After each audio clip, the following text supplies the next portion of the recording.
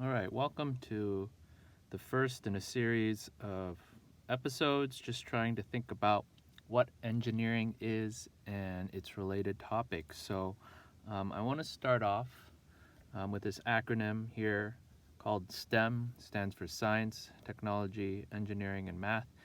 And it is important to distinguish the terms whenever we're trying to isolate concepts and define terms. You have to realize that things are related and we give names to things, but ultimately these things, these concepts, they don't live in isolation. So we've got science, technology, engineering, and math. Now, just because I'm talking about these, it doesn't mean that things like arts or humanities are not important. I'm just talking about these things because this is sort of in our realm of at least the courses and subjects. Like to throw in design there as a very much related concept. So let's just talk through some of these things. And in these videos, my goal is to give you an overall concept, qualitative understanding of things. I might try to use a lot of analogies just to illustrate it. At the end of the day, you should defer to whatever teacher or context that you are working in. And then, of course, with these things, there's a lot of quantitative elements to it. That is, formulas and all. And those can provide good insight, but I think often students get bogged down in the formulas, and it prevents them from really appreciating these higher level concepts. So I guess we'll just start with math. Math, I would say, is the study of patterns, and also quantitative reasoning. That is, how do you count and how do you do things with these numbers, the way to keep track of things.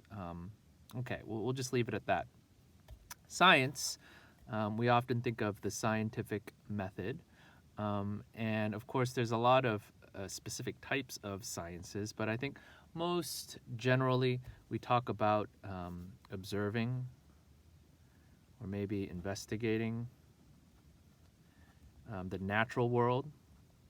So the branches of science, we have physics, biology, chemistry, and many other things, but those are sort of the core three. And you're observing what's going on. We have, of course, the scientific method. That's a big concept, where you make a hypothesis. You're saying, hey, I noticed this thing. Let's do an experiment where you control for some variable, usually like on an x and a y axis, and you sort of run experiments and then see if there's any sort of trend to be able to predict things. And this method, this experimental method, it happens over and over and over again. You document your procedures so that other people can repeat it. Repeatability. And if you study the history of science, you know that there are a lot of developments, things that are refined, or big things, big changes in the ways of thinking. And you might have heard the word paradigm shift. I think that was Thomas Kuhn and what is the theory and structure of scientific revolution. All right, let's keep going. So I would say that in science, in order to do those experiments, you actually need technology and some engineering and design. That's all. It's all related. Often in science class, you're doing all of these classic experiments, but the structure, the tools, the methodology to do those very experiments, those needed to be developed somehow. And so let's talk about these other terms. So I would say technology is a way of doing things. And we think high tech, that's usually whatever the latest gadgets are. So laptops and smartphones and now virtual reality, and that's all technology. But if we think through history and the way of doing things, so we could even think about utensils, right? A fork or a spoon. Those are ways of eating, put in a knife there, okay? Those are a way of doing things. Now, in order to make these tools, that itself is a process. But the way of doing things, it can be physical. You usually think of physical things, but it can also maybe physical concrete things, but it could also be abstract. So a process. We talk about streamlining processes, workflows. That's a way of doing things. Okay, so then technology and engineering, again, very much related. For engineering, and then engineering is very much related to design, I would think of it as you have a system. Okay, and let's sort of branch out here. You have inputs, and then you have this system, and then you have outputs. So we think about engineering. And engineering, it can be physical or abstract things. You develop a system where you do certain things, and in this system, it's going to then respond.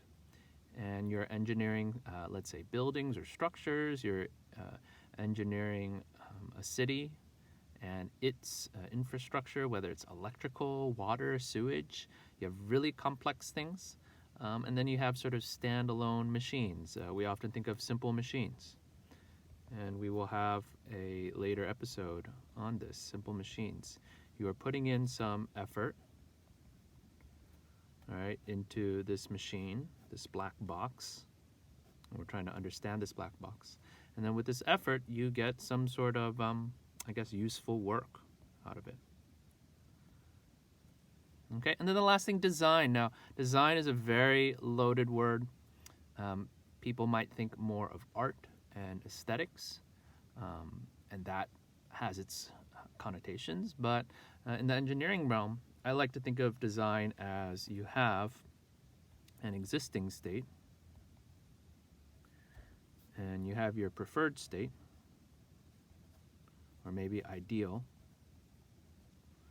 and you're trying to come up with a way to get there. All right, to get there, it may involve some sort of machine. It may involve some sort of process. I'm sort of drawing these paths. You think you're going to get there. It's never really a straight line. And then even you might realize that your preferred state is somewhere else, right? This is your new area. So you can see that this process, you have a goal in mind, but you don't know how you're going to get there. And if you really want to step out and get philosophical, a lot of life is you're in a current situation. How are you going to get, where do you want to go, and how are you going to get there? So anyways, I know this was a lot of talking and more conceptual things. These are sorts of things I like to talk about, but we want to be practical too. So the next few episodes will focus a bit more on mechanical engineering and talk about some key terms that are important to understand. Thanks for listening.